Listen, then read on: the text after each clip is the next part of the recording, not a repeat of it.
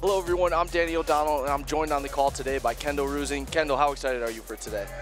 Oh man, we're back in action once again to crown some world champions. It's been an electric weekend so far, so I'm stoked for today, that's for sure. And before we jump into live action, let's take a brief look at some of yesterday's matches. Kendall, we had some incredible performances yesterday, but some of the standout performances came from Gabby Pisagna, Brianna St. Marie, Kasia Mora, and Cole Abate. Why don't you walk us through some of these highlights from yesterday? Oh my gosh. Okay, so starting off strong, Gabby Pisagna. She made her no-gi debut with multiple submissions, absolutely dominant. She really showed everybody who may doubt the transition was going to be successful that she is more than ready, qualified. One of the most winningest jiu-jitsu athletes of all time, comes in super dominant, and she has the chance to go for double gold later today, which will be really interesting to see her in 2 no-gi world finals. We also had Brianna St. Marie, of course, like you mentioned, who's been on a tear. She had a huge win at the Crown recently. She had many electric wins, including this one right here over Elizabeth Clay, which was a huge moment in the tournament and how the bracket was going to go, because she's going to face Gabby Pisagna now in the open class finals. Of course, she was also very dominant in her weight class, having multiple submission victories. So she, as well, is going to be going for 2 gold medals later today. Then, of course, we've got Kasia Mora. Kasia, the standout superstar. You know, she's so young. She's gone from blue to black belt in just a year. She had this first victory here against multiple-time world champion Tammy Musumeci. She started off so strong. She was obviously very, very pumped about that. And I think her dynamic style that she showed yesterday showed why she is someone that you cannot blink when you watch her matches. She's gone from blue to black that quickly for a reason, and we're going to get more of her action today. And then, of course, none other than Cole Abate. Cole coming in for a black belt world title. He had this beautiful submission victory here with the rear triangle to armbar. He also, earlier before this, had his match against Gabriel Souza, was able to win in a points victory. Very dynamic, very fun match to watch from 2 amazing competitors. But it will be Cole who is going to be looking for a black belt world title later today. And stick around, guys, because we're actually going to get into his match in just a moment here. We're going to see his semifinals match. Yeah, let's hop over to mat 10. We've got Cole Abate and Marco Mendez. We're about 2.5 minutes into this match. Cole Abate on bottom in the single leg X with the leg up on his shoulder. Good sweeping position for Cole, currently up by 1 advantage. Yeah, and we did come into this match a little bit late, Danny, so obviously we didn't see where the advantage comes from, but no surprise to see, you know, we've got 2 really tough competitors, but no, oh, wow. Cole's in on cross-ashi here. He has his left leg threaded through to the back of the other hamstring. That's keeping Marco from able to pull out, but as they go out of bounds here, we're going to have to see how this is called, because typically if there's a submission threat and it goes out of bounds, 2 points. They will be awarded 2 points. And we see that happen right there.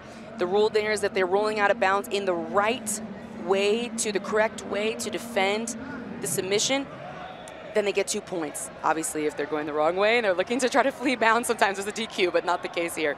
And Cole's right back in action. Cole looking for his first black belt world championship title. Won his first black belt major title about a month ago at the Nogi Pans. Won the featherweight division. Cole in on a outside heel hook now. Yeah, this is the second one, very similar series.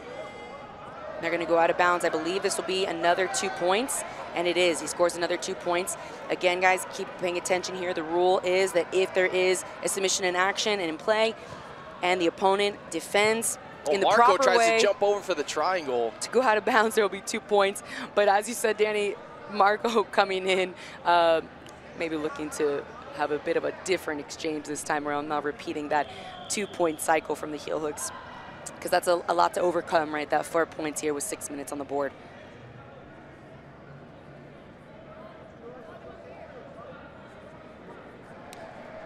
Again here, very similar. We've seen Cole go into cross-ashi positions and outside heel hooks, and he looks very, very comfortable trading between the 2.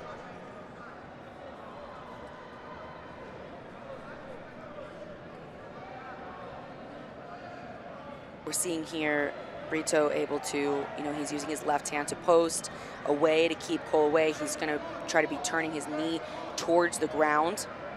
You can see him controlling the top ankle of Cole, because if he can push that leg down past his knee line, he's going to be much safer.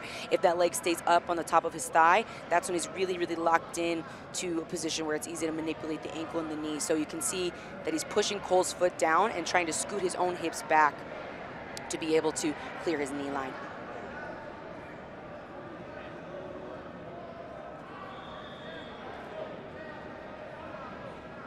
Trying to drive his left knee to the ground here, but not enough because Cole's able to get that extension. Cole's looked at that outside heel hook a few times now, keeps going back to it. Well, he does a great job between the outside heel hook, like you said, Danny, and then switching to a cross osseous position where he has like his foot on the single leg X at first, and then he drives it across the thigh and underneath the far leg. And that is a really, really precarious place to be. And I think that's why we're seeing so many of those rolls on the outside edge, because it gets to the point where Brito's not really able to clear the knee line anymore, so he just has to roll. That's the secondary escape. Marco trying to put some pressure on Cole now. Cole making good use of his frames. Yeah, Cole often goes to a frame on the armpit or the neck in order to off-balance Brito, because Brito's doing such a good job trying to keep driving his knees to the floor and not be off-balanced. But Cole is consistently able to get back underneath and force Brito to post his hands on the mat, which makes his legs quite a bit lighter for Cole to work with.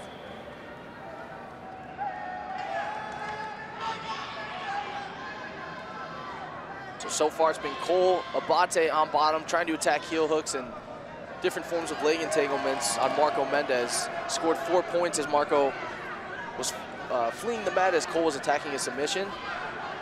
That has given Cole his lead thus far, coming up on the 3-minute mark.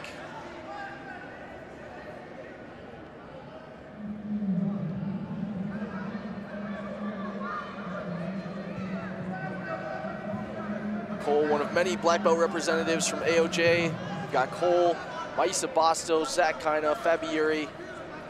Lots of representation from the Costa Mesa-based team here at the 2024 World No-Gi Jiu-Jitsu Championships.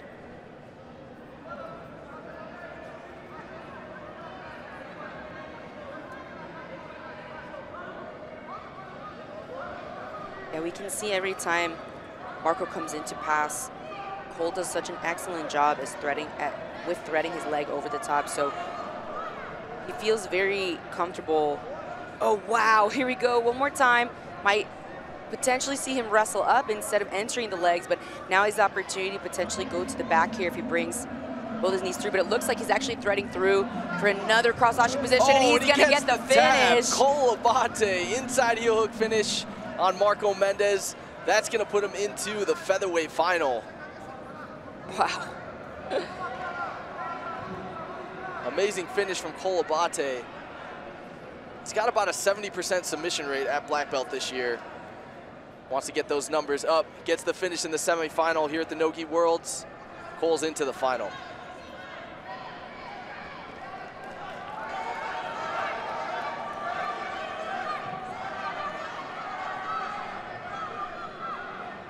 Cole Abate will face Julian Espinoza later on today in the final. Rematch of the 2024 Pan No-Gi final. Two amazing athletes. Really looking forward to that featherweight final later on today. Walk us through, Danny, what happened in that featherweight final? Is there any predetermined information we should have going into the final later today? Cole ended up getting the armbar finish from bottom from his guard in that match. But Julian Espinoza is one of those competitors where he's very dynamic, very explosive, athletic. You never really know what you're going to get from him. He's so well-rounded. So I think it's going to be a really, really good match regardless. Yeah, not to mention, you know, when he's coming in from that loss, he now has a little bit more experience with Cole Abate, might be able to have that data and try something different, have a bit of a different approach coming into this match. So really excited to see that final later today. And we've also got another semifinal you guys can see here on the screen. We've got Gianni Grippo, who had a really impressive path to the semifinals, including a submission victory over Johnny Tama at a rear naked choke in one of his opening rounds. And he is now here to work his way to a World No-Gi final match. course, in his way is Kane and Renzo Gracie. Johnny Grippo, a two-time world no-gi champion, won the event in 2018 and 2021. Yiğit Hanay is actually the #1 ranked no-gi black belt lightweight in the world. Won titles at the Brasileiro no-gi and the European no-gi this year.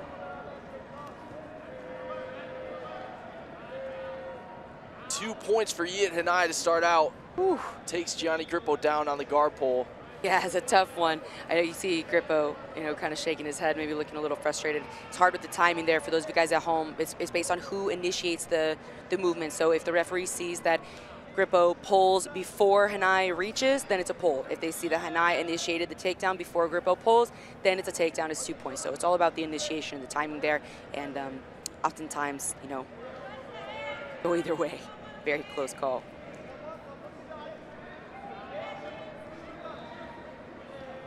Wow, Grippo right into his reverse De La Riva, but Hanay wasting no time running around the guard of Gianni Grippo.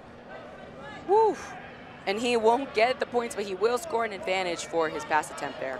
Points, 1 advantage for Yiğit Hanay over Gianni Grippo early in this lightweight contest.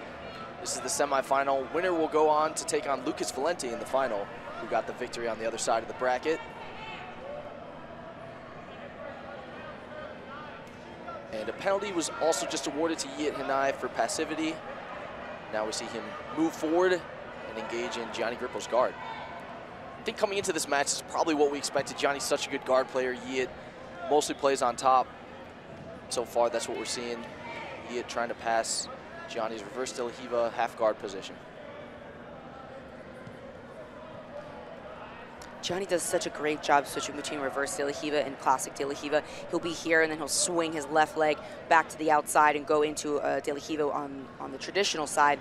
And it really keeps your opponent from being able to really commit to the pass one way or the other. We're seeing it again right now. He's swinging his left leg back behind, tried to go all the way deep there.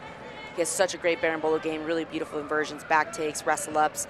You oftentimes see him go into wrestle-ups that lead and back attacks that lead him to the standing back take position. He'll be like jumping on people's backs and walking around. People are walking around the mat. It's a very common thing you see because his style lends itself to that dynamic back taking. It's very, very exciting. But with someone like Hanay, who has such dynamic passing, I mean, anytime Gianni is getting close to creating an angle, he's recentering himself and staying more square. So very difficult to create an angle to get to the back from. Yeah, I felt like that was one of the most impressive parts of Gianni's game yesterday, Kendall, was his ability to take the back. That's something he's been refining for years and years, but he was able to get the back of Johnny Tama, got a rear naked choke, and then his second opponent, Joao Asinitis, took his back as well.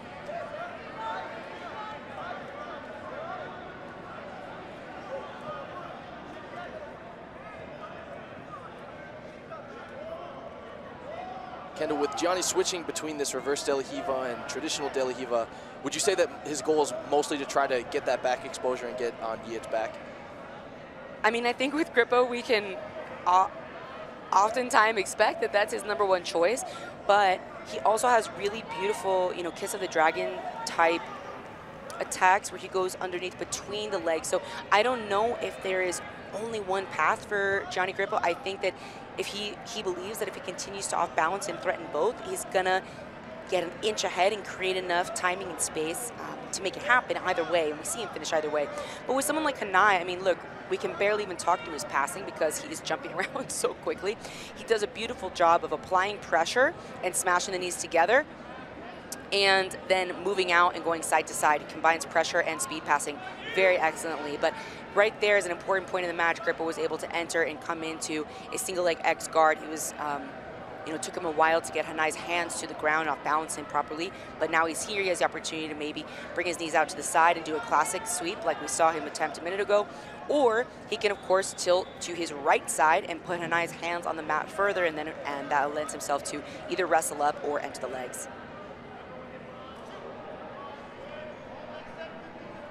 Johnny climbing his grips up, trying to control Yiğit's hips. Pass the leg over to his right side. Yiğit potentially going for a knee bar here. He's looking to create the angle. He posts on the neck to get him to turn. Johnny's escaped his knee though out of the danger zone, so Yi's kind of coming back to square one again in single leg X, driving his right leg to the floor. Now they're in a 50-50 position here as Yi's leg is across the body. It looks like Johnny is looking for a classic 50-50 sweep. From here, you know, with 2 points down for Gianni Grippo, I think you're going to see a lot of urgency with him looking to score, because this is the last place you want to be stuck in bottom side 50-50 when the time is running out.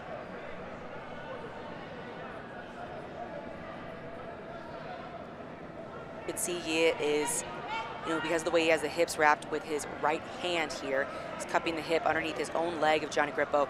Does have to be careful, but since he already has one passivity call in the match, if he were to get another one, that would be an advantage for Gianni Grippo, so that would shift things a little bit. And typically that comes when, you know, there's a hugging of the hips and an insistence to stay on top in 50-50. That could be an important advantage if it were to happen, as he does have an advantage lead as well as the 2 points on Gianni. I think Hanai is wary of that though too, right? He's like looking to underhook the leg, open the 50-50. I definitely wouldn't say he has a stalling approach. It's more of a calculated, you know, if Johnny is looking to sweep, he has to kind of settle the hips down and reset things a little bit before he can get active again. But man, look at the insistence of Gianni Grippo. He could also potentially come to a knee bar here. Looked for a second like he was threading his right leg over to enter the legs.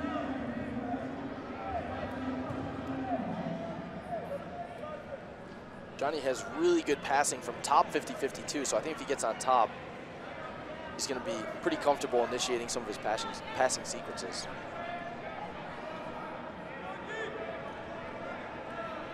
Three minutes, 30 seconds remain. Lightweight semifinal here at the 2024 IBJJF World No-Gi Jiu-Jitsu Championships. Yi and Hanai on top of Gianni Grippo, leading the match by 2 points and 1 advantage. Last few minutes have been Gianni trying to sweep from 50-50, and Yi just showing his incredible base and defense. Yi gets out of the 50-50. And now we're going to reset back to neutral.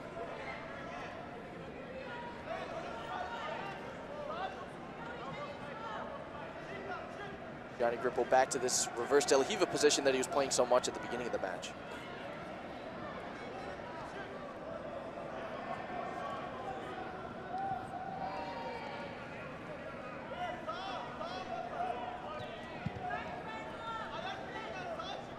Nice hip control there from Hanai. You can see he consistently brings his right hand back to the hip. And close guard here now from Gianni Grippo. This could potentially be a better control position with a passer like Hanai, who's very dynamic. He may be looking to slow the position down, create some angles. He has an underhook on the left-hand side on the leg. This leads to, you know, it's a lot of, I was going to say K-guard entries. Of course, there's upper body attacks as well, but very clear where Gianni Grippo is looking to go. Well, then now we are back in 50-50 one more time. Johnny has his left leg threaded through. He's coming up to the knee, really looking very urgent on the score here. He's trading back. He's extending Hanai's other leg with his left foot. And he's kind of alternating between coming up and trying to sweep and then coming back to the back and looking to thread his right leg out. But his right leg is really deep in there based on the grip of Hanai. At this point, it's going to be hard for him to get to the back position because he cannot escape his right knee out and make a crab ride grip happen, you know, with a butterfly hook on his right leg. So he's opting to come up instead, and he does. Oh, I mentioned this earlier. Here we go. This is classic Johnny style. He's got 120 left. He's going to be looking to see if he can score the back, but Hanai has his leg threaded through. Climbing up, Gianni trying to get on top, score the 2 points, and he gets them. 2 points for Gianni Grippo, still down by an advantage. A little over 1 minute left, man. This is a tough spot to be in. 50-50, he needs an advantage to get the win in this match. Like I said, Danny, we see that a lot with Gianni Grippo. He finds his way to those standing back take positions, rear clinch positions. He scores 2, or oftentimes we'll see him climb to the back. So he opted to score 2 on this one, but Hanai really excellently, I think, was very strategic in threading the leg back through immediately to defend the back take. Almost looked like he was going to go for a knee bar for a moment, and then brought the leg all the way through into 50-50, where now it's looking like he is most likely going to ride out a 30-second clock to get this win by 1 advantage over Gianni Grippo. Gianni trying to clear the 50-50, unlock it. He holding on. Referee taps his earpiece and he gets a penalty. Oh my goodness. So that penalty is going to award Gianni Grippo an advantage. This has actually just put Gianni in the lead. And now Gianni Grippo leads Yiğit Hanay. Oh my gosh. Yiğit now scrambling, trying to make up the difference. But it's going to be Gianni Grippo who gets the win. Advances to the final where he'll take on Lucas Valenti and try to win his 3rd black belt world no-gi title. What a crazy ending there in the final seconds. Gianni was trying to make something happen. Yiğit's called for a penalty, is his 2nd passivity penalty of the match, gives Gianni the advantage and bumps him just by a hair ahead, gives him the victory to move on to face Lucas Valenti, like you mentioned, Danny. Wow, what a lightweight final we've got on our hands. That's an exciting one that we get to see. Gianni Grippo, Lucas Valenti. That one's going to be incredible. Seeing Gianni's excitement as well, too. It's so funny. Like, you've got to imagine that he had this desperation and excitement to try to get something going in the final seconds of the match. He wasn't able to do it, but then the referees, of course, you know, made that call, and then he got surprised. So fun. So now we're on mat 1 for the final moments of this match between Mateus Moraes, Alexandre De Jesus. This is a middleweight semifinal. The first of 2 middleweight semifinals. And as it stands, Alexandre De Jesus leading by 2 advantages over Mateus Moraes.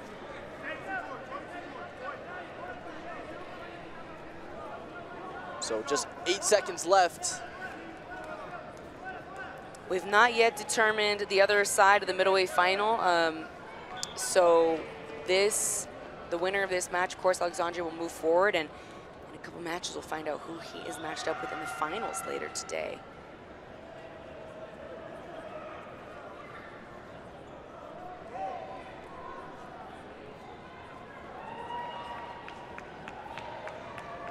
That will be coming up soon, though, so just so you guys are aware, the other side of the middleweight bracket in the semis is Fabiuri of AOJ and Orly Pacheco of Gracie Barra. So that's going to be a middleweight semifinal that we're seeing a little bit here on the screen. They're getting started.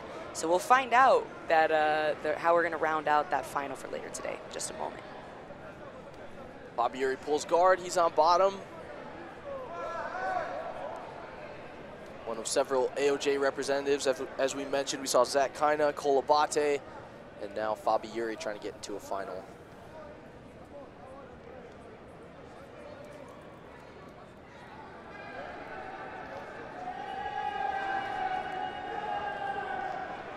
Fabiuri been a black belt for about a year, was promoted in December 2023.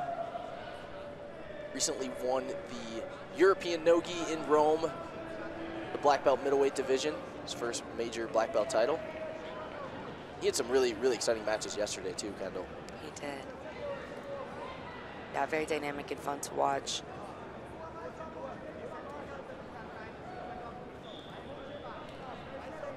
Orly Pacheco seems to be, doing a good job of being elevated because Fabiuri has a double wrist control grip on Pacheco's left hand. So you can oftentimes use that to threaten the upper body, and then when the opponent defends the upper body, you can go into butterfly sweep, so you can go to the head, to the body. But we have now a body lock position, so it kind of negates that a little bit. But we're seeing, it's interesting seeing Orly slide up to the back of the knees. He could potentially try to pinch the knees together and go around the side, but through that transition, Fabiuri looks to be able to pull the posture back down and maybe trying to come out to close guard. Yep, he frees his left leg, and he's going to close the guard.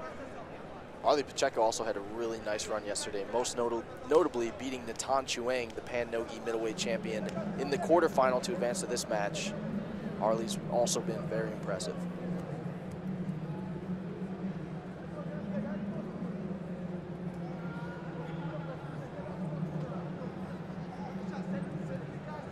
So close guard for Fabiuri.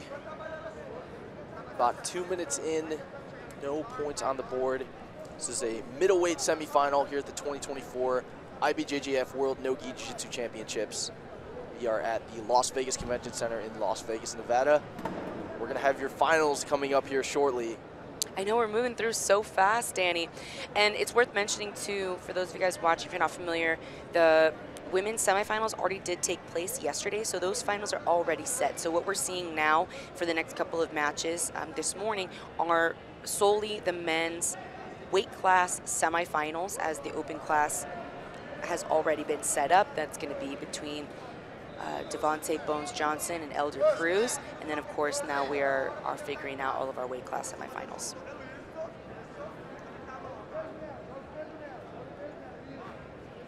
Interesting grip here from Fabieri. Seems that his thread is right leg underneath the leg and has this gable grip, potentially K-guard entries. We actually just saw this a moment ago from Johnny Grippo. Very similar entry here. Looking to enter the legs. Fabieri might use this to come up and sweep, and he does. He comes up to his left shin. This is going to score him 2 points. First points on the board in this match. But Arlie looking to have an attack of his own. He might come up and return the 2-point score, and he does. Comes up, he's threatening the legs throughout that exchange. Has enough defense forced to Fabieri that he's able to come up and take the 2. Really nice sweeps from both Arlie Pacheco and Fabieri.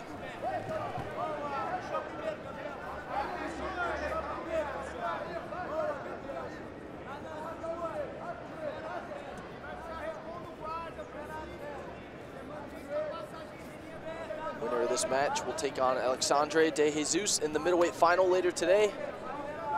Right now we are all tied up 2 points apiece.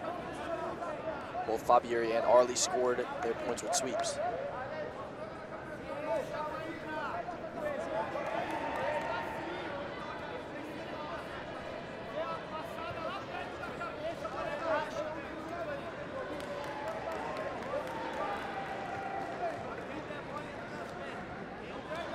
All right, here we go. We had a reset to the center.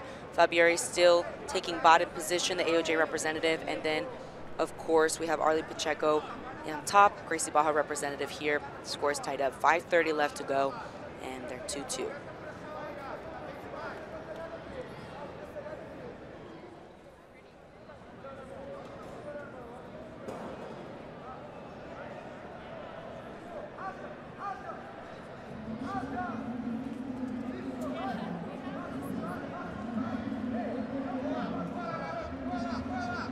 Arlie doing a great job of bringing, whoa, almost a big pass there from Arlie that's going to earn him an advantage.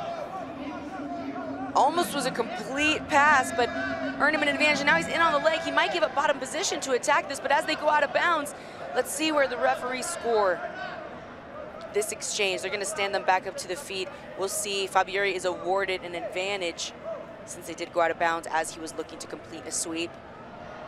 So Arlie gets an advantage for a near pass. Fabieri returns and gets an advantage for a near sweep. Yeah, that was really a crazy, that was a crazy moment with Arlie getting past the guards, throwing the legs by, and going to north-south. He was a little high on the head rather than, you know, a chest or belly connection. So I think it was hard for him to maintain possession. Fabieri threw his legs back in.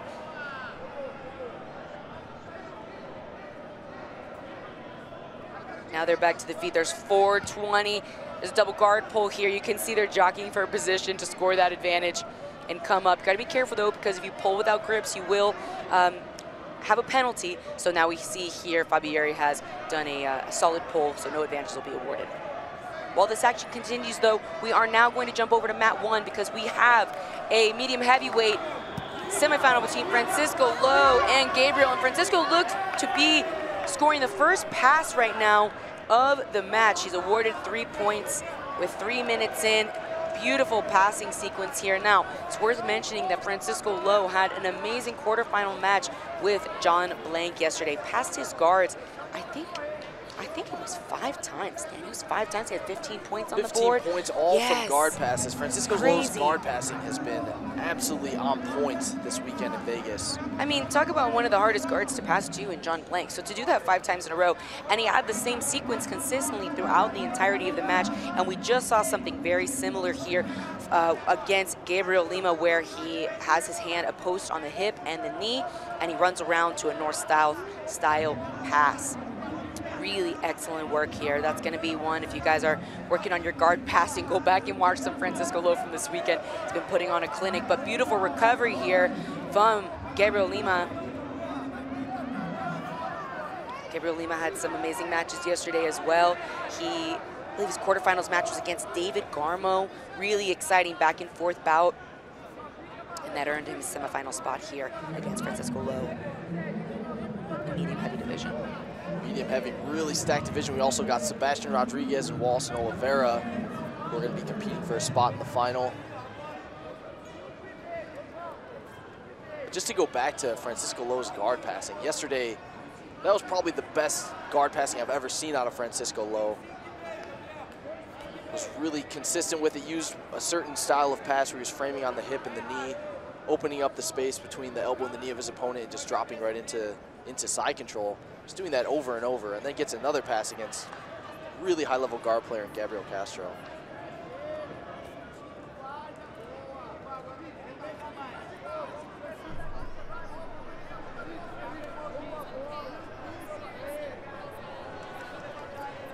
Seeing Francisco Lo control the bottom side wrist of Gabriel, stop that frame from coming in, or potentially stop from underhooking Francisco's right leg.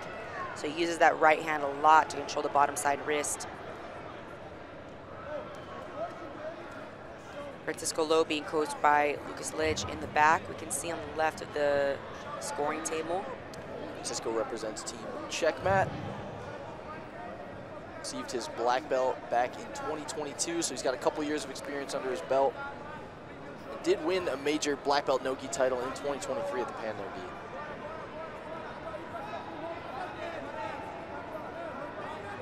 Oh, making a hand-to-hand connection now. There is Gabriel. Entering the legs here. He was looking for that for a long time, which is one of the reasons why Francisco Lo kept fighting that wrist grip off. But Francisco's able to pull his right knee out. He's cleared his knee line, so he's out of danger as far as the submission goes, but this could lead to a back attempt or a sweep for Gabriel if Gabriel comes up. He has a calf slicer grip as well. He still has a calf slicer. That is going to attack the knee. But Francisco Lo back in on his own attack, so Gabriel's spinning through, trying to release the knee line and the pressure, but he does come up on top. A little bit of a breakdancing move in there from Francisco Lo. So Gabriel does not score the 2 points. I think there might be some blood here that they are taking care of. Wow, that was a crazy, crazy sequence. It was Gabriel who was able to go hand-to-hand. He was able to have that K-guard entry, move into the legs, threaten the heel hook, and then while Francisco was threatening the heel hook, Gabriel was able to follow through, come into a calf slicer position. Here we're seeing that right there, potentially attacking the back or the submission itself. Then Francisco Lo entered himself, and we're seeing Gabriel spin to release the pressure. But Gabriel actually turned it around, and once he escaped, almost came up for the sweep. And then we're gonna see Lo do this little breakdancing move to come back up and face his opponent. So nothing will be on the board as far as points, but Gabriel did score an advantage for the almost sweep there. Looks like they accidentally collided heads at the end of that sequence, and that's what the medics are taking a look at with Francisco Lo right now, potentially a bloody nose. I gotta be honest, I saw both of them get kicked in the face multiple times in that sequence, so I wouldn't be surprised if there was more blood, for sure. That happens a lot with our leg lock positions as well once the spinning and the kicking starts, because not only are people spinning to release the pressure on the knee, but they typically use the free leg as well to push on the hip or push on the inside of the thigh to create space for the knee line to come out and to scoop back. So when you see those kicks, sometimes they're misplaced. It's like Francisco Lo is going to be fine. Yeah, coming back in here. They're gonna have 3:45 on the board. Now, Gabriel is gonna take bottom position, but, oh, we see maybe a couple more advantages. Let's see where they land. One more advantage apiece. So Gabriel leads the score in advantages. The issue here for him, strategy-wise, is he is down 3-0. So even though he is on bottom, if he scores a sweep, he'll be down by 1 point. So he would need a larger score, either a sweep and a pass, potentially maybe a back take from bottom position. But it definitely seems like Gabriel is very comfortable going into just attacking submissions themselves. He may just look to go into the legs. Maybe close guard coming here. Yep, Gabriel closing the guard. Maybe looking to drag the arm across. We see his right arm. For a moment there was threaded behind the armpit, but now it looks like he's going into underhook the right leg of Francisco Lo, probably going to make a gable grip there like we saw earlier with his K-guard entry. And again, we've seen from a couple people today, including Fabiuri. We saw that from Johnny Grippo. Seems to be a little bit of a trend here with the close guard attacks. Yeah, we've seen quite a bit of close guard this weekend.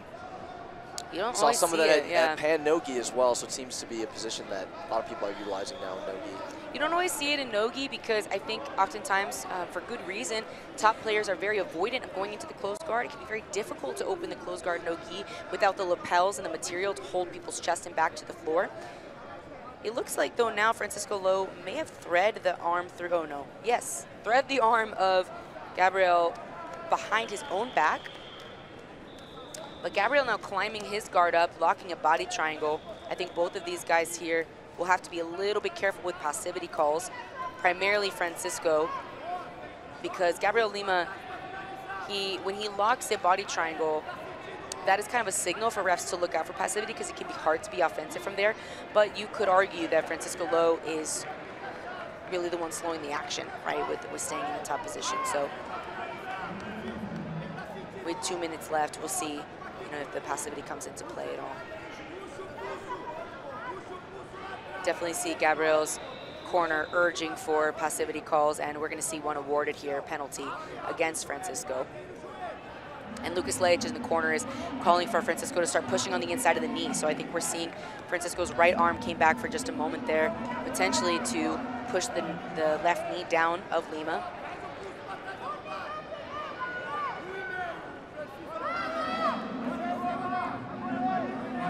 Strategy-wise, though, it's worth noting that even if Francisco did get 2 more penalties, there'd be 2 points put on the board. He'd still be up by 1. So it's probably not something he's too worried about, is what I'm getting at. Whereas sometimes he can make or break the match, right, with like the Grippo match in the last 10 seconds. So now we see Gabriel getting very aggressive in bottom position. He's got that half butterfly hook with his right leg. Could use that to elevate, maybe come to the back with that right side underhook. He's got a grip on the far leg as well, potentially going over for another entry onto that leg. We saw this sequence from him earlier. This is a deeper attacking position, Danny. We can see the left foot thread behind in that figure 4. If he can free the heel, he may be looking to attack the right leg of Francisco Lo. Now he's got both legs wrapped up. This is going to keep Francisco Lo from being able to spin as quickly as he normally would. So with 40 seconds on the board, we're going to see if he's able to attack that heel. He does have some heel exposure. Francisco Lo relocks the figure 4, not the body triangle. Figure 4 here. Saves his right foot, and Gabriel desperately trying to unlock the legs now of Francisco Lo and expose that right heel. 20 seconds left. Francisco doing everything he can to stay tight, avoid this last-minute attack from Gabriel Castro. 10 seconds left. Gabriel now going for the top side, threading it through, going for that bottom ankle. He has a bite on it here, but I don't know if there's enough time to work on that extension, and he drops the match to Francisco Lo, moving forward with that 3-0 win. He is a no-gi world finalist in 2024. Francisco Lo headed to the medium heavyweight final. That'll go down later today. We are now over on mat 10. Wallison Oliveira and Sebastian Rodriguez. 1 minute into this one. Winner will meet Francisco Lo in the final. Yeah, we've got a lot to find out here, man. These guys are just 1 minute in, and I've got to say both of their matches yesterday were so fun to watch. One of the highlights of the day for me was Sebastian's match against Luna. Right, he was down, I think, 5-0. Luna was on his back looking for the chokes. And Sebastian comes back in a flurry and puts 6 points on the board, sweeps, mounts, and had the pass, I believe. He ended up getting 9. They added the 3 there, all in a matter of seconds. It was really an incredible performance and showed a lot of heart. So I wouldn't be surprised if we see some really exciting exchanges in the next 2 minutes, or the next few minutes from these guys. Yeah, that was an amazing match. And Wallison also had a really, really great submission victory over Manuel Hibamar, who won the No-Gi Worlds in 2019. Such a high-level athlete. Huge upset. Yeah, great win for Wallison. I mean, to take out a previous world champion as the number 18 seed, I think Hibamar came in as number 2, right? That is just incredible. And so he, not only that, he also took out the 5 seed.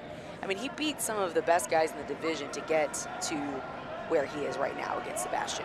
Sebastian coming in as the 1 seed, so it's not often you see a semifinal between the 1 and the 18 seed here, but that's what we're seeing here today. Sebastian competing out of Uni Jiu-Jitsu. 29-year-old, won this event back in 2022. Also recently won the European No-Gi in Rome. Sebastian very active in competition, both gi and no-gi. Had a really, really impressive black belt career thus far.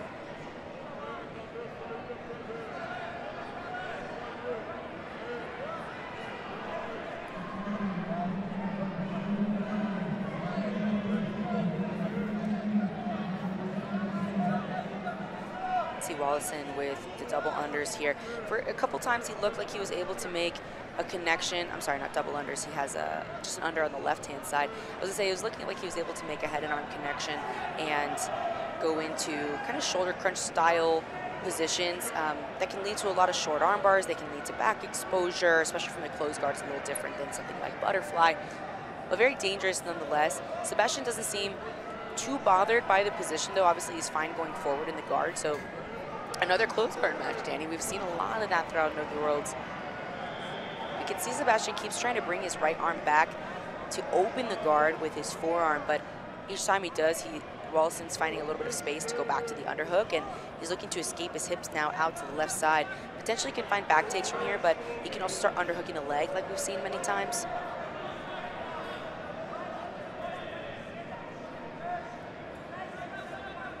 Wallison control the posture of Sebastian Rodriguez with that underhook.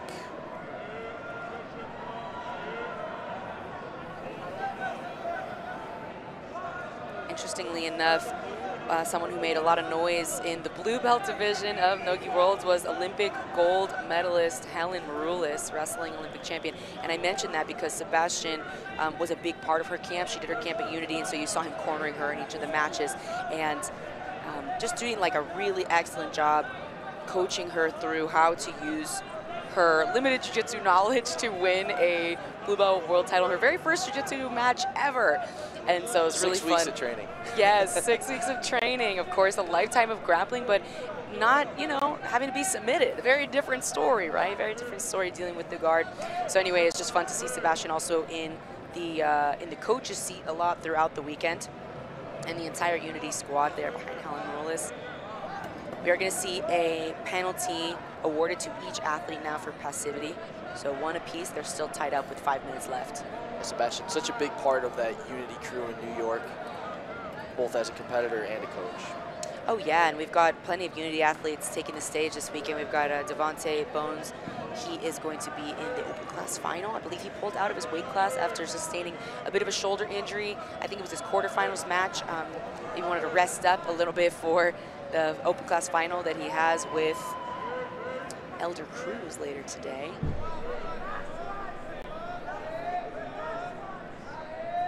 Elder also is in the super heavyweight semifinal. He'll be competing here shortly.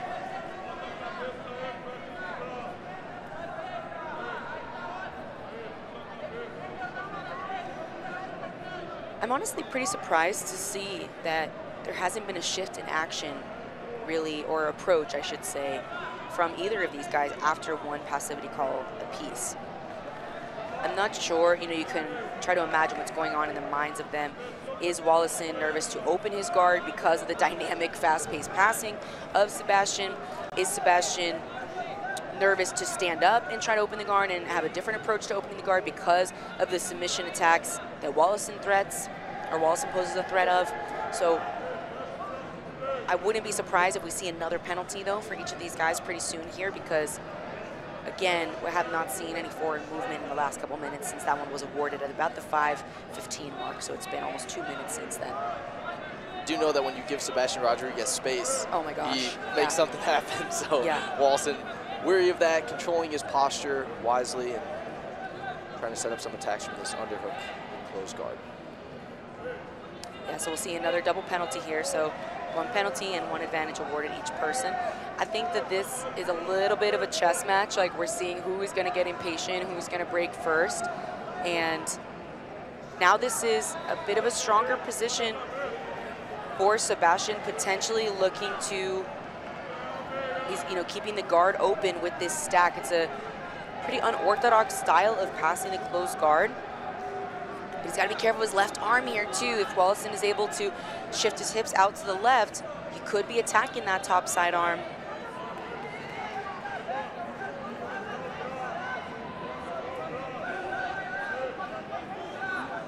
Now he's starting to work the feet to the hips.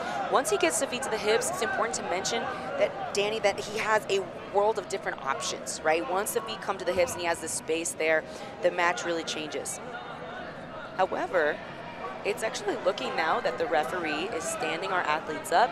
He's awarding another penalty apiece. And now they're going to reset in the standing position. Really great work by our referees here. We're going to maybe see some different action in the last 2 minutes of this match. Big shot there from Sebastian. Now we're in a situation where they have to be very mindful of the penalties. Arm drag Wallison, to a takedown. Beautiful arm drag into that takedown, scores 2 points. What a reshot. Oh my goodness. Amazing. Takes a 2-point lead over Sebastian Rodriguez. And now they're in the exact opposite position that they were in for the first 8 minutes of the match. And Sebastian shot in. And then right off the recovery, Wallison was able to create a little bit of space, get his legs back, and then re-enter immediately with an arm drag to his own single leg. But now you're going to see the close guard of Sebastian Rodriguez start to climb up the body. He looks to be attacking the right arm of Wallison. He's going to thread his overhook through here on the left arm. Looks like he really wants to go for a Kimura on that left arm now. Just maybe a mirror lock, right? He's kind of threading. Creating a different angle. Potentially could be seeing some mirror lock territory. He keeps switching it around, so it's hard to say. But Wallison's able to pull his elbow out and get free there. Sebastian may be looking to attack the far side leg, but now as Wallison covers the knee shield of Sebastian, the top side knee shield, his left leg, it's very difficult for Sebastian to open his hips and get space enough to maybe thread over to the other side. Wow, big guard pass here, though, from Wallison. He hasn't been awarded the points yet, but he is. 3 points for Wallison. Oliveira passes the guard to Sebastian Rodriguez. Takes a huge lead now, 8 points to 2. Wow, really has turned the tables here. What a turn of events. Passes, goes right into a solid side control. Saw a bit of a buggy choke attempt there from Sebastian. Wasn't successful though. Wallace was able to go to north-south, and now we see Sebastian still in the game, posturing up, maybe trying to come to an Iranian-style wrestling position here, but as he does, Wallison comes all the way around. Sebastian on top here now, but Wallison back to his feet, and Sebastian urging Wallison to go to the center of the mat so that he can keep the match going. 7 points to 2. For Wallison, Oliveira over Sebastian. Sebastian shoots in on the leg. He's in on the leg, he has a tight grip. He is flattened out to his belly though, but he's continuing to fight. Wallison almost able to make it around to the back. Grabs a front headlock here, the dying seconds of the match. That'll do it. Wow. Wallison Oliveira advances to the medium heavyweight final here at the 2024 IBJJF World No-Gi Jiu-Jitsu Championships. He'll take on Francisco Lowe. It's going to be amazing. Wow, the number 18 seed takes out champion after champion going into the finals against Francisco Lowe later today to see who will be crowned the medium heavyweight No-Gi World Champion. What an incredible tournament for Wallace and Souza. Wins over Sebastian Rodriguez and Manuel Hibamar on his way to the final. Wallace and Francisco Lowe. Can't wait for that one. So we're going to stay on mat 10, where we have Cologne Sabino of Atos Jiu-Jitsu taking on Felipe Costa of Six Blades. Heavyweight semifinal. Felipe had some nice wins yesterday, one via points, one via submission. Cologne is always a really, really aggressive competitor and really exciting to watch.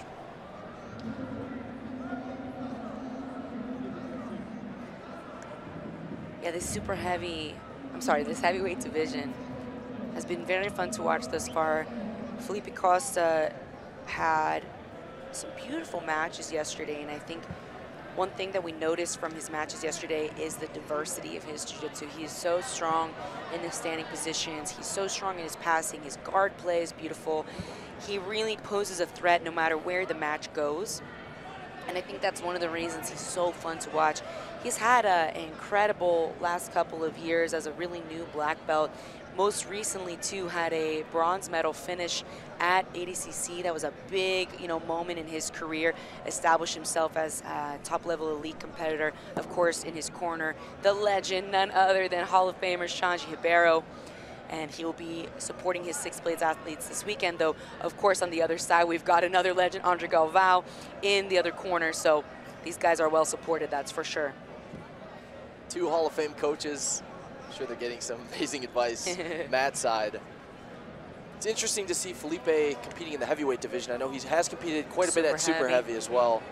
Looks really good, looks in great shape.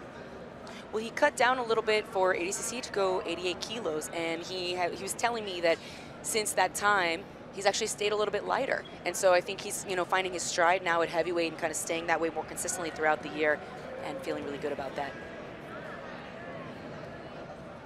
Little takedown attempt there from Felipe. Wasn't as successful as hoped. Back to the feet, showing his speed, his athleticism. And Cologne showing a very solid base, right? He's not going to be arm dragged that easily down. So both these guys looking very strong in the opening minute here, feeling each other out. Interesting to see the double collar tie too from Cologne. We've seen that a couple times this weekend. Oftentimes, our athletes are not able to score on the front headlock per se, but they can cause their opponents to freak out a little bit, posture up, do these jerky movements to remove the hands because it's very uncomfortable, and then you can go into the body lock or you can go into the legs. Cologne with some level changes and again combining it with those double collar ties.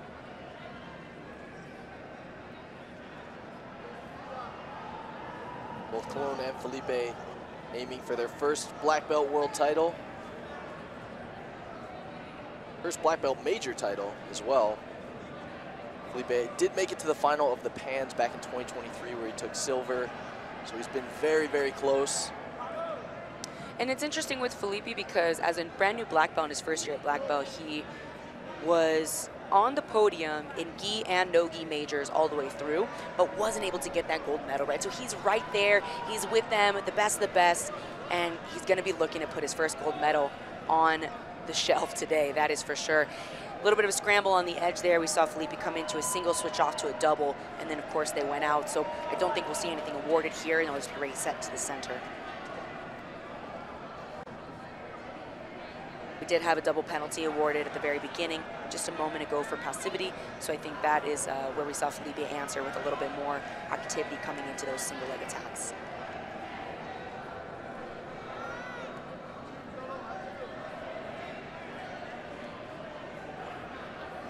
Funny to see Felipe answering now with the double collar tie, and that's kind of what I'm talking about. It's not always a super strong scoring position, but it can frustrate your opponent, and you'll see people do it back and forth to each other. And again, of course, cause them to give a big reaction and then enter in. And now we see Felipe in on a single, answering with a bit of an Uchimata defense, though, is Cologne. They go out of bounds, so they're going to be reset. That position can be very frustrating because, especially in no-gi where you're not grabbing material, the hands get free and you post on the mat. We kind of call that like a dogfight position when you have the whizzer and the underhook battle there with the legs, the single, the Uchimata. And so in that position, a lot of times, that's a very common sequence. People will, keep fighting, they'll go out of bounds, nothing will be awarded. A lot of energy expenditure for not a lot put on the board. Probably the most significant technical exchange so far in the match. Cologne countering that single leg attempt of Felipe Costa. So far, just one penalty apiece. Little over Big 3 underhook minutes there. Big underhook initiated from Felipe Costa. We're seeing a lot of level changes from Colon, but we haven't really seen him initiate any attacks just yet, so he may be looking to play more of a defensive game.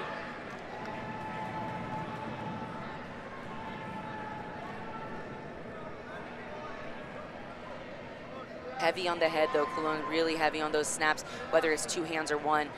And that weighs on an opponent as the match goes on, right? Because you get fatigued, your lower back, your neck, they get fatigued from being hung on and pulled down for lots of minutes in a row. And so it can be an effective strategy to get your opponent to take a bad shot, but it's a very defensive strategy, and now we see a little bit of a change in pace. Colon sits to open guard. He's got his right leg threaded through, reverse de la Riva hook on the bottom. Not super deep on the reverse de la Riva because it is below the knee line, it looks like. So it's a little more shallow. Colon, for a moment there, looking like he was comfortable in a supine guard, and then looked almost a little bit worried, kind of came up to more of a seated position as he felt the pressure, but Felipe driving that left knee forward, trying to put some pressure on Colon. Digging for that underhook with his left arm. Now backs away, controlling the ankles.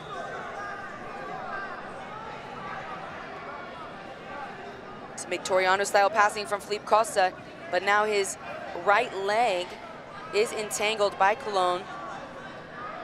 The knee line is almost free, so it may not be in too much danger of a submission finish, but it looks like Colon may be trying to come up and finish on top to score 2 with this rather than needing to finish the submission. As Felipe steps over, he's able to start to pull his right foot back. As he does so, though, now Colon is attacking the other leg and has Felipe, I was going to say single leg X, but it doesn't look like he's aiming to go to single leg X. He wants to cross the right leg over the top and come into a heel hook. Felipe pushes on the shin, clears his leg, comes back up on top.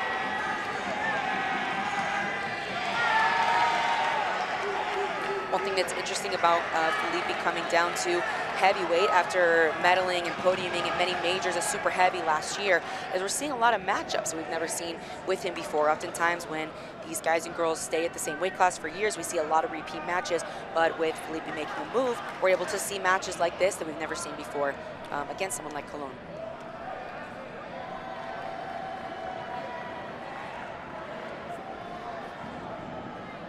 I think it's safe to say Felipe had most of the aggressive action on the feet as far as initiating offense, but it's Colon here in the bottom position. Once the ground has been going as far as the guard play, who's had a little bit more offense, entering the legs twice, looking for initiating sweep and submission positions. Felipe, though, bringing a lot of pressure down, trying to keep the legs of Colon compressed so that he cannot get extension.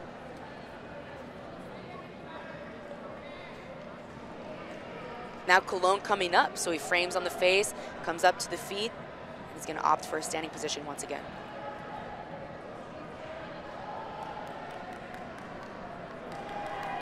So you mentioned that Felipe was a little bit more of the aggressor on the feet earlier in the match. I was just about to ask, are you looking for him to go for some more of those singles? Gets a hold of the leg, Colon drops down. So this is very interesting because Felipe initiated the single leg, right? So he comes in for the single. Now, as Colon dropped for his submission, if a submission is in play, there will not be a score. However, once Felipe escapes a submission, there will be 2 points awarded for a takedown. Now, we haven't seen them come onto the board yet, though. Shanji Hibero in the corner is asking where the 2 points are. We can see the referee talking to the other corner referees. We can see him touching his earpiece, and Felipe is now awarded the 2 points for the takedown. Felipe Costa scores the 2 points on that single leg. Colon now threatening with his 50-50 position. He's going to be looking to answer the 2 points. If he does sweep Felipe, he will be scoring. He'll be tying up the score since that is the only lead that Felipe has at the moment. Felipe's looking to push the knees down, or the legs down, to clear his left knee line. So he's looking to push the shin of Colon past his knee. He might potentially just try to stack Colon's knees over his face and step through like he just did. Now Felipe's going to be looking to hold on to this 2 point lead for the last minute 45 of this match. Heavyweight semifinal here at the 2024 World No-Gi Jiu-Jitsu Championships. Felipe Costa on top, trying to pass the guard of Colón Sabino, up by 2 points. Scored on a single leg finish. It was very interesting. It almost looked like Colón wasn't too worried about the single leg. He looked very confident in his defense on the single leg and went to a scissor leg, or I'm sorry, a scissor type takedown into entering his own heel hook attack. But once Felipe was able to clear, then he was able to score those 2 points once he was free of the submission. And now we see Felipe in the strongest passing position we've seen him in the entire match so far. He has a nice crossface here with his right hand. He's going to connect his hands. He's trying to drive Colón's right shoulder to the ground, and he steps over. I believe he's going to mount Colón here. Doesn't have the points on the board yet, but steps over. His right leg is now... 2 advantages for Felipe Costa, one for the near pass, one for the near mount. He was put back in half guard there, barely. Very close passing sequence. This definitely is going to put a lot of confidence in Felipe's ability, though, to finish the match out strong with those 2 advantages on the board, because even if Colón were to sweep, of course, and come on top, Felipe would still be in the lead.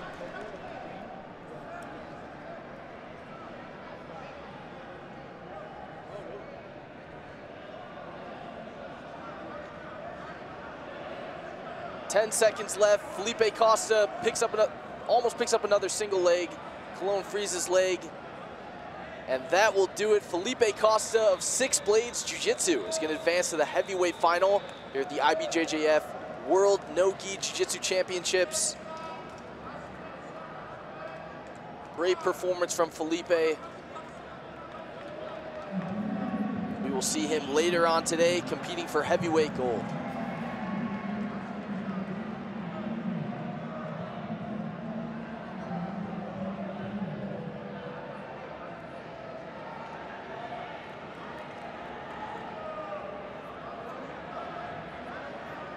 All right, what an amazing heavyweight match. In just a moment here, we are going to switch over to mat 1 because we are going to see a super heavy semifinal. The last 7.5 minutes here. There's only 1 advantage on the board so far, Danny, so very close match overall. Gabriel Oliveira on bottom, Marcos Carrozino on top. Carrozino took out Javier Zaruski, our 2023 super heavyweight champion, in the quarterfinal. Not to mention a pretty impressive open class performance from Marcos Carrozino. Took out some heavy hitters in that division before going on to compete in his weight class. But yeah, I mean, his win over Javier Zaruski was definitely one of the bigger moments of the day, taking out the previous world champion. And a pretty decisive points victory as well. Kind of ran most of the offense in that match. A lot of that match took place on the feet. Now we're going to get to see some of Marcos Carrozino's passing skills with Gabriel Oliveira on bottom.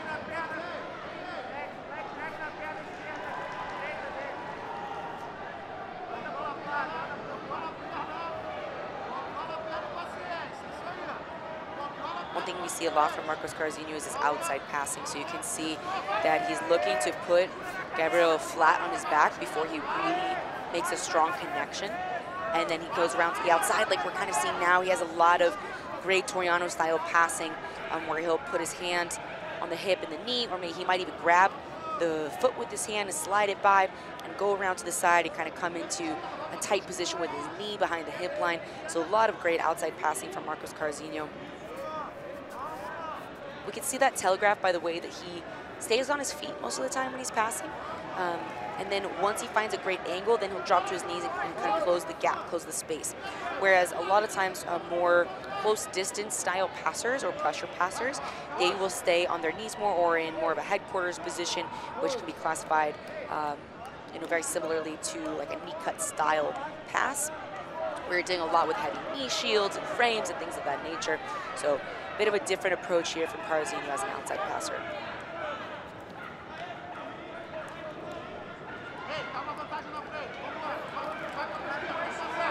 I think it's safe to say, too, that typically we see, big arm drag to a single leg here from Gabriel. Let's see if he's able to wrestle him down and finish. But Marcos Carrozino scrambling. Trying to finish this sweep. He grabs Gabriel Oliveira now almost on the back. Has to be careful. They're almost going out of bounds. Marcos has to be careful not to move his feet out of bounds and have that be intentional. And Gabriel's trying to pull him back in to the center. Oh, wow. Carzinho almost diving through on a knee bar. See him reach back for that leg. Gabriel, wise to it, brings his leg back. He's really trying to drag Marcos back into the center of the mat. Gabriel's coach also urging the referee to reset them in the center as well, but it's Marco Carzinho through that scramble, who it looks like is going to come on top and is actually getting a pass going now. Strong crossface, he might float Jumps to the back. What a sequence. Attacking Marcos Carzinho. Gets his hook in. He's, oh, wow. 2 hooks for Marcos Carzinho, 4 points.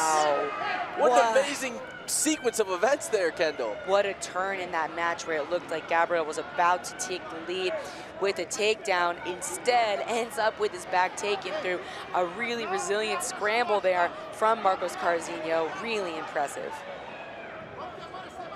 Marcos Carzinho turns that defense into a back take. Now has 4 points. Looks like he's trying to lock the body triangle. There are 4 minutes, 40 seconds left on our official scoreboard.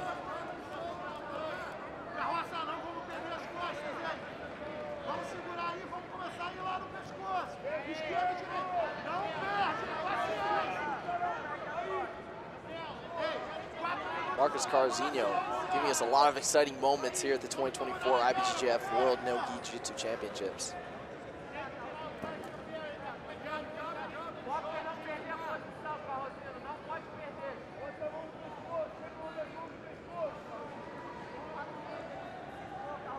So Carzinho with double under control right now. Now trying to switch to a seatbelt.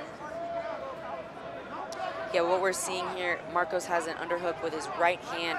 Staying on the underhook side really allows him to keep from Gabriel putting his shoulders to the mat. But now Gabriel is able to turn into a turtle. Marcos might look to extend his hips and sprawl, kind of flatten Gabriel out here if he can. But Gabriel, I think, smartly rotating, and that's one of the worst positions you can be in jiu-jitsu, flatten on your belly. But Gabriel, almost there was a look at the mount there from Marcos, but Gabriel was able to scramble back into an open guard position and will have a shot at getting some points back on the board.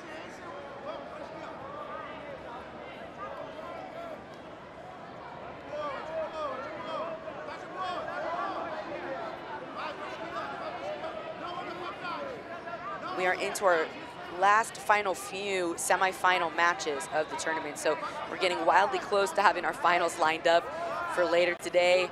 The 2024 No-Gi World Championships. This is Kendall Rusi and Danny O'Donnell calling the action today, and super happy and excited to have the best seats in the house. There's so many wonderful scrambles. We've seen some amazing No-Gi Jiu-Jitsu today already, and we're just getting started.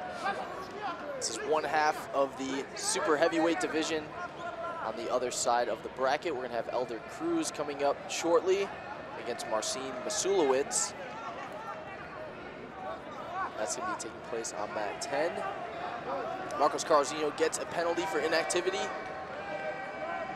but he is in a pretty comfortable lead right now after taking the back of Gabriel Oliveira in a really crazy sequence earlier in this match.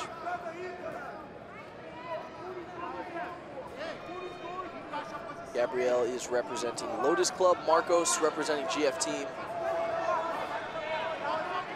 We're seeing Gabriel's corner calling a lot for passivity calls for Marcos Carzinho, and they're mentioning the backward motion of Marcos, but it's a very tough thing to call because, oh, we see some talk about forward motion there from Marcos. To say it's a tough thing to call because he was pushing Gabriel back, trying to keep him flat on his back, and he was, going in and out of the guard, so to speak.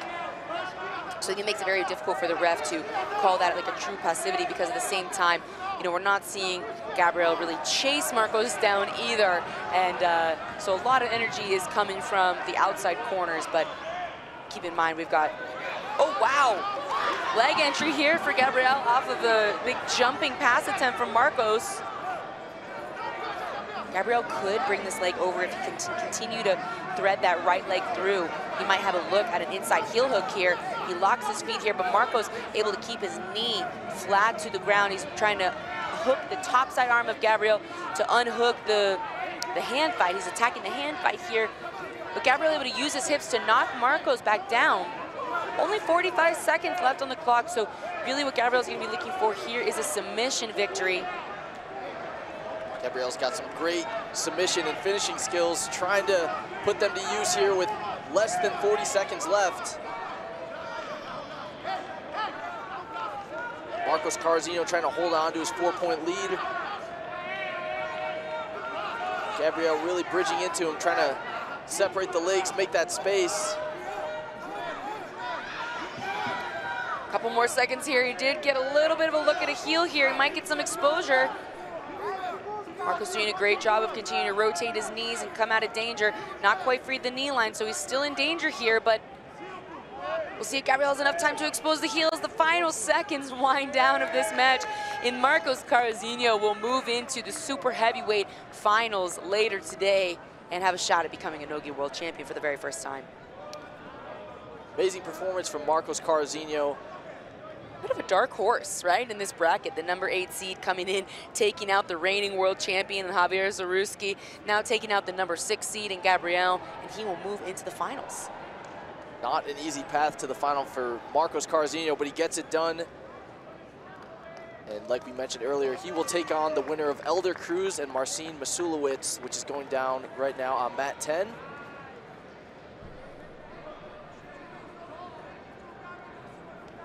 He will head over to 10, where Elder Cruz is on top, trying to pass Marcin's guard.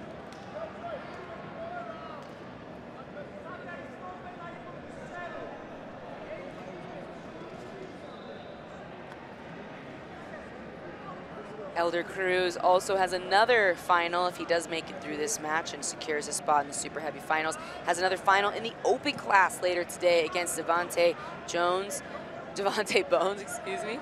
And it's gonna be really exciting to see him 2 finals if he makes it through, but he's gonna have to get through the formidable Marcin. And Marcin, no easy path to the semifinals either. He took out Felipe Trovo, the number 2 seed out of Atos, to make it here in this match against Elder Cruz. And that was a pretty big upset in this division. He's had an incredible tournament so far overall. Elder Cruz won gold last year as a heavyweight, now moved up to super heavy. Also took bronze in last year's Absolute, now in the final this year.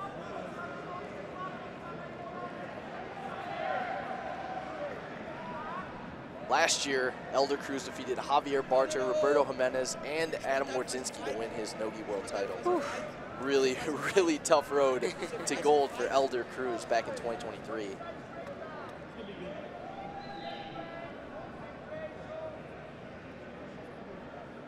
A little bit of a double ankle attack there from Marcin out of Braza, Poland. He's keeping a good control of Elder's left hand. He's got a double control on that wrist and elbow. Can lead to Kimura attacks, of course. Can also lead you to some leg entries if the opponent on top pulls the arm back and postures up.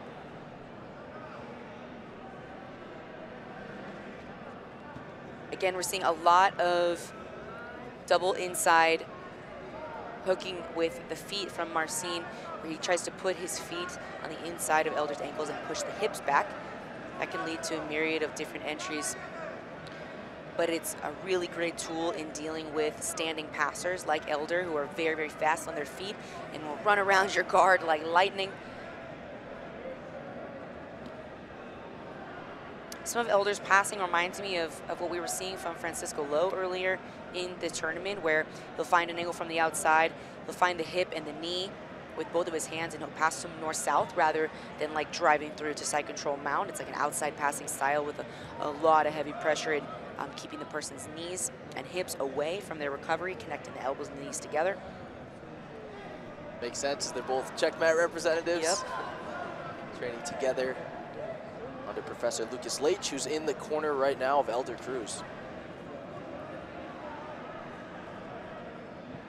Again, watch Marcin's feet. He's continually going to the same kind of attacks here to off-balance Elder, and it's a very classic sequence. When that does not work, he goes back to the upper body. So he attacks the lower, and then when Elder steps back to defend, he goes to the head. But Elder looking at a pass here, almost had a look at getting past the legs of Marcin. Not quite enough to get chest-to-chest connection. Watch his feet again. You can see he's going in one more time. And oftentimes when Elder pulls back, then he'll go to the head. One of the sequences previously, he also tried to use that as a closed guard entry, closed guard entry. Go underneath the armpits, pull Elder in, wasn't quite able to get there. But it's a really great use of moving through the different parts of the opponent's body. You might have seen on the back of the camera, we almost just got smashed over here from the other mat.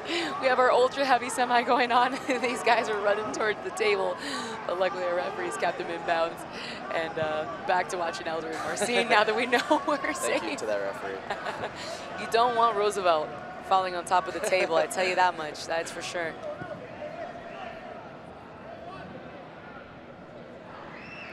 So a moment ago, it looked like Elder, he didn't this get is a closer passing attempt now for Elder. Switches sides, driving now forward. Stacking Marcin's knees over the body. Switching sides again, now into a stack pass, backs away. Good defense by Marcin.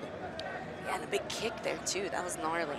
You know, I noticed a minute ago, I think Elder was given a passivity warning.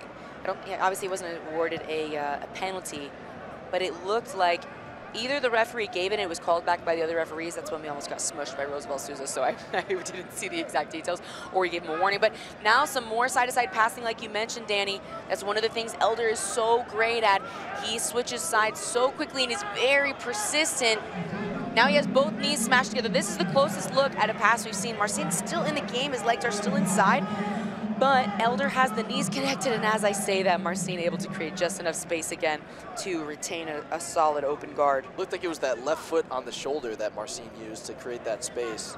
Crazy flexibility there to be able to put his foot in that position with Elder driving forward.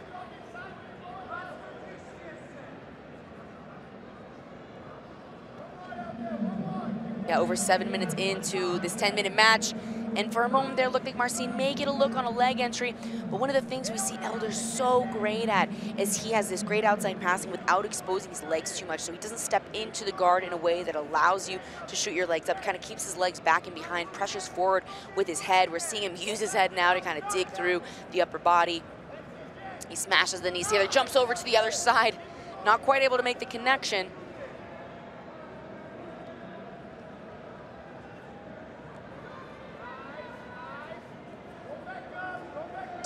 Left. No points, advantages, or penalties for either Elder Cruz or Marcin Masulowicz. Elder has had some good looks at some guard passes. Marcin's flexibility and dexterity and positioning have prevented Elder from getting chest to chest or getting any points on his passes or even advantages. A wrestle up attempt there for Marcin might lead to the pass. Wrestled up straight into a double and was actually flattened out by Elder. He has awarded an advantage, and now Elder's in the front headlock. This is where Elder does a lot of his work. He's got very dangerous darces and anacondas. We've seen a lot of those attempts throughout the weekend. This is not where you want to be with Elder Cruz. He may dive his head underneath and roll through. Very comfortable in this position. We've seen him in this front headlock, like you mentioned, several times throughout the weekend here in Vegas. Now trying to spin around to the back. Marcin really, really well-timed. Granby roll style through. Sequence earns Elder one advantage. As Marcin turned to his knees to the turtle position. And we are about 1 minute away from knowing our super heavyweight finalists on this side of the bracket. Elder now another close guard pass, spins around to the back. That's another advantage. Marcin rolls through. Elder now up by 2 advantages. With about 35 seconds left remaining in our super heavyweight semifinal here at the World No Gi. Inversion attempt there from Marcin.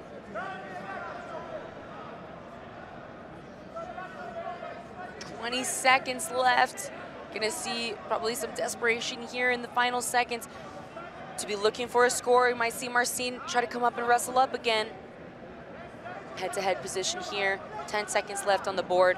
Marcin almost looked like he was going to go for a body lock, but it's countered by Elder moving around to the side.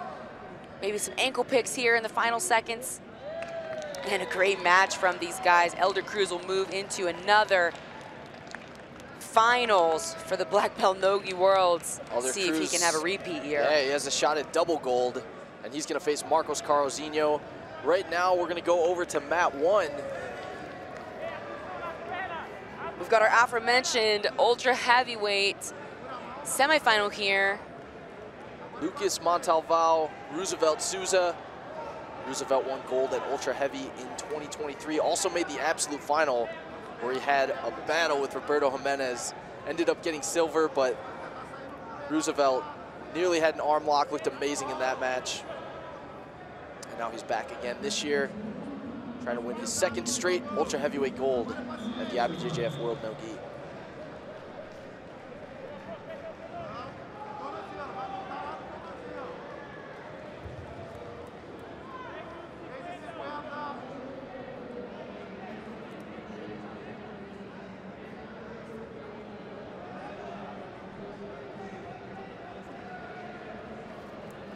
Lucas with a 1 advantage lead. Maybe not for long though, as Roosevelt looks to wrestle up. He is in a snaggle here. Let's see if he can sit Lucas down. Oh wow, Lucas back up to his feet.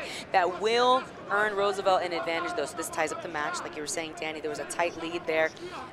Roosevelt, for all his efforts in the takedown, has evened out the score, and now we're about 3:15 left. So our official scoreboard reads 1 advantage for Roosevelt, 1 for Lucas, and 1 penalty apiece, all tied up.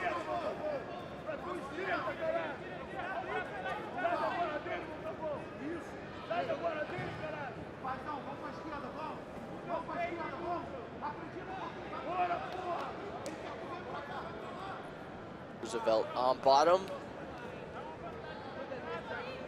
Knee shield position.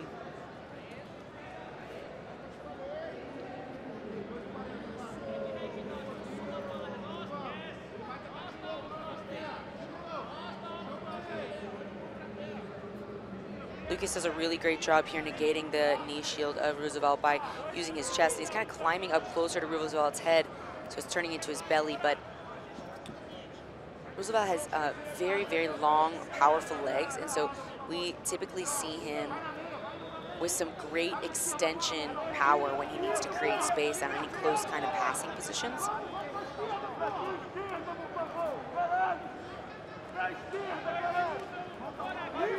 Roosevelt is one of those guys who has the ability to submit you from a lot of different positions. Has a very varied submission arsenal. Great straight ankle locks, heel hooks, triangles, arm bars. Looking to get some of that submission game going here against Lucas Montalvão. But we're currently all tied up. 1 advantage apiece, 1 penalty apiece, as Roosevelt now gets into the close guard.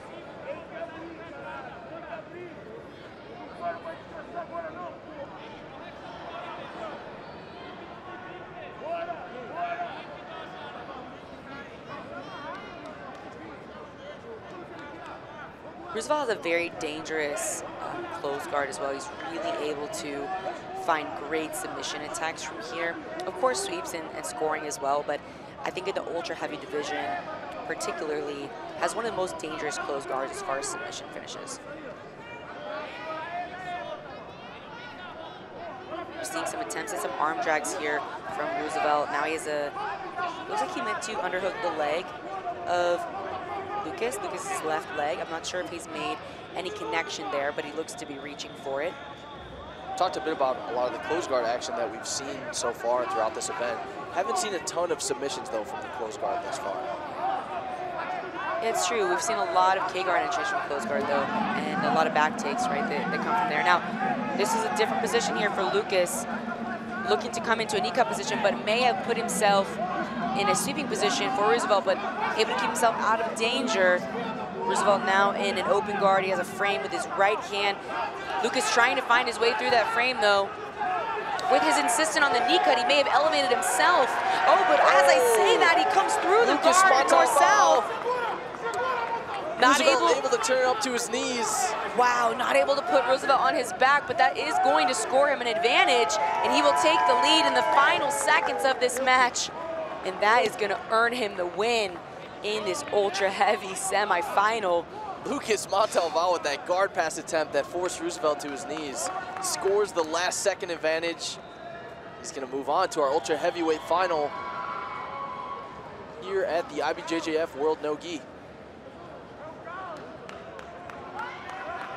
And we are wrapping up our semifinals matches here with that last second win. We're gonna catch a little bit of the replay so you guys can see how that took place. Beautiful passing sequence was really started by the sweep attempt of Roosevelt. He was able to escape the pass just narrowly here, but the advantage was scored, and this is really the defining moment in the match. Big sequence there for Lucas Montalval. Gets the advantage. He is in the ultra heavyweight final.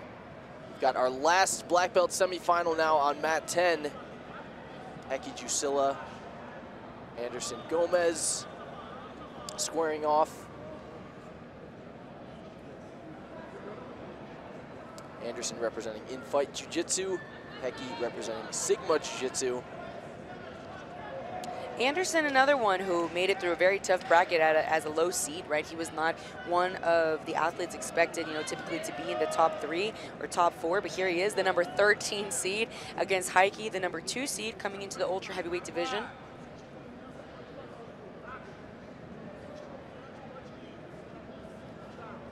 Heki, a 2-time European no-gi champion, just won recently, a couple months ago back in Rome, Italy.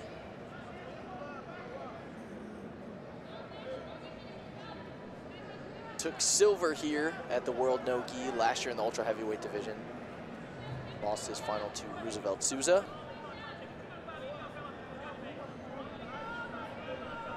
Interesting thing about this division too, we mentioned this earlier, but if you've tuned in since then, Devontae Johnson, the number 3 seed in ultra heavyweight division, he is going to be in our open class finals later today against Elder Cruz. But in one of his matches yesterday, it looked like he sustained a shoulder injury, and there was an injury stoppage. He continued the match, he won the match, of course, he's going on to the finals, the open class. However, he did pull out of the ultra heavy division, did not do those matches. And I think obviously, you know, it was probably a smart move, kind of saved his injury, come in a little healthier today. But he's missing from this division. I think that shook up the podium a little bit.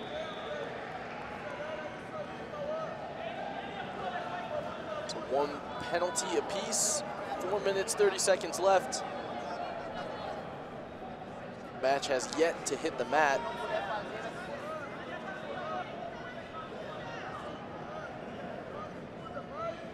Anderson and Heki trying to work their takedowns on the feet.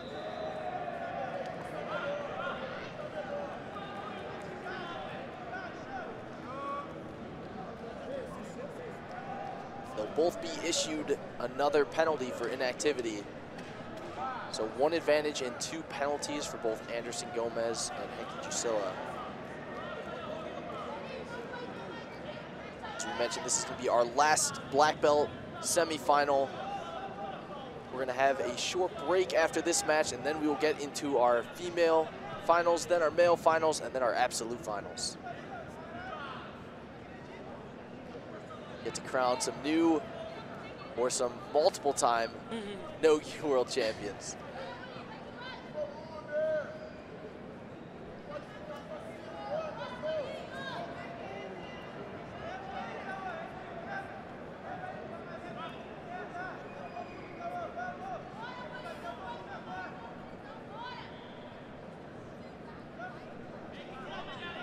Underhook here from Heki. He turns it into a front headlock. He may use this to snap Anderson down. Very classic underhook to front headlock sequence here. They're right on the edge though, so I think Heki's gonna try to pull him in, see if he can keep him in bounds, but Anderson's able to swim his head to the outside and keep himself safe.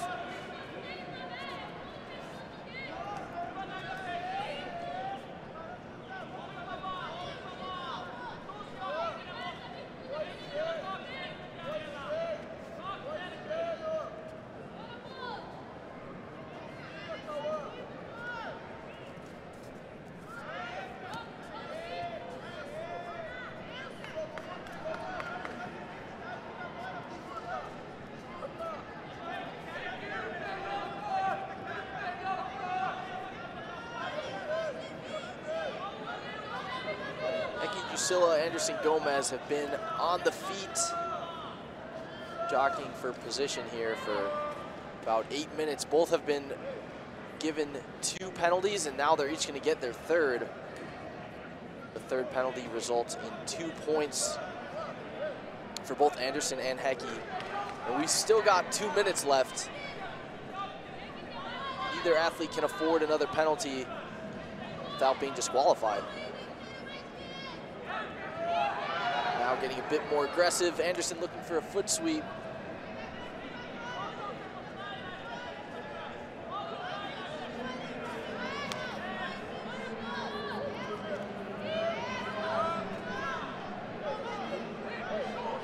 Go back to the center.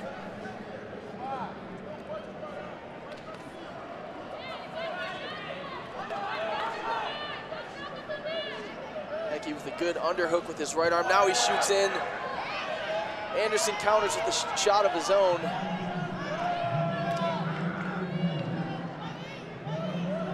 Now with 1:30 left on the clock, Danny, I think we see this quite often when we are in a triple penalty situation. We don't see triple penalties very often, first gotta say that, but when we do, there's a bit of panic that sets in, and rightfully so, right?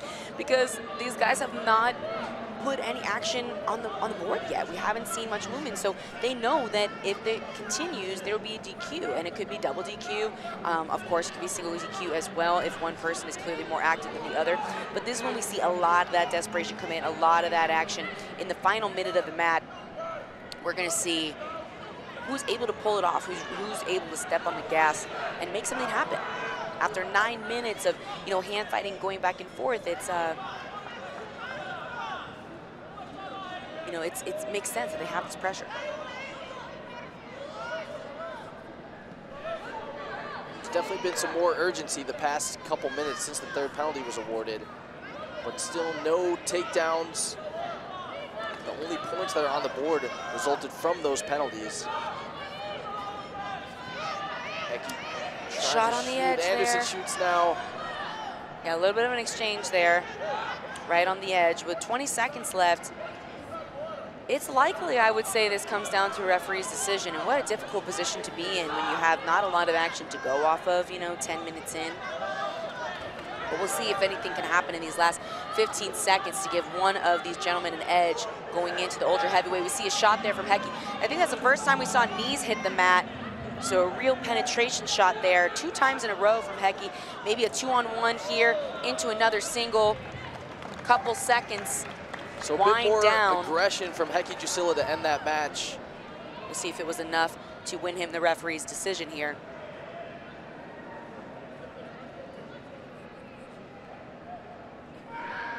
It's going to be Anderson-Gomez who gets the victory. He is going to be in your ultra heavyweight final, where he'll take on Lucas Montalval later on today. Yeah, what a split decision victory there from our 3 referees. It was 2-1 for Anderson.